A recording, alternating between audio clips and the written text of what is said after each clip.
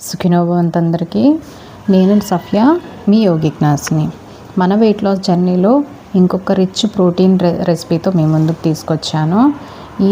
ఈ ప్రోటీన్ రెసిపీలో దీన్ని మీరు బ్రేక్ఫాస్ట్లో కానీ డిన్నర్లో కానీ యాడ్ చేసుకున్నట్లయితే మీ పొట్ట నిండిపోయినటువంటి ఫీలింగ్ ఉంటుంది. ఎక్కువసేపు ఆకలి వేయదు.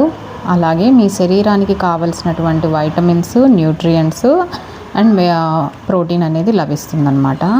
దీన్ని మనం ఎలా ప్రిపేర్ చేసుకోవాలి అంటే, సన్నగా తరిగినటువంటి క్యాబేజీని, ఆనియన్స్, మష్రూమ్స్, క్యారెట్, ఒక గ్రీన్ చిల్లీని తీసుకొని సన్నగా కట్ చేసుకొని పక్కన పెట్టుకుంటాము. అండ్ స్టవ్ మీద ప్యాన్ పెట్టుకొని దానిలో 1 స్పూన్ ఆయిల్ నెయ్యి వేసుకొని దాన్ని 70% వరకు మీడియం ఫ్లేమ్లో బాగా సిమ్లో పెట్టేసి కుక్ చేసుకోండి. ఫస్ట్ మీడియం ఫ్లేమ్ పెట్టండి, తర్వాత సిమ్లో పెట్టేసి కుక్ చేసుకోండి 70% వరకు. కుక్ అయిన తర్వాత దీనికోసం నేను 3 ఎగ్స్ తీసుకున్నాను. ఈ రెసిపీ ఇద్దరికి సరిపోతుంది. లేదు కొంచెం ఎక్కువసేపు బయట తినడానికి అవకాశం లేని వాళ్ళు ఫుల్ మొత్తం తీసేసుకోవచ్చు. దీన్ని ఆ 3 ఎగ్స్ని కొట్టేసుకొని బాగా కుక్ అయిన తర్వాత ఫ్లిప్ చేసుకుంటే ఆమ్లెట్లా వస్తుంది. దీన్ని మనం మళ్ళీ ఇంకొక 2 మినిట్స్ పొయ్యి మీద అలానే కుక్ చేసుకుంటూ వదిలేయాలి.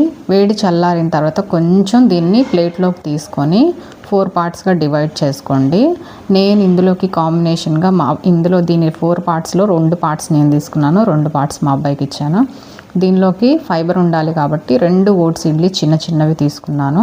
సో ఇది మాకు బ్రేక్ఫాస్ట్ సరిపోతుంది, మధ్యాహ్నం వరకు ఆకలేయకుండా. సో ఈ రెసిపీని మీ అందరూ మళ్ళీ ట్రై చేయండి.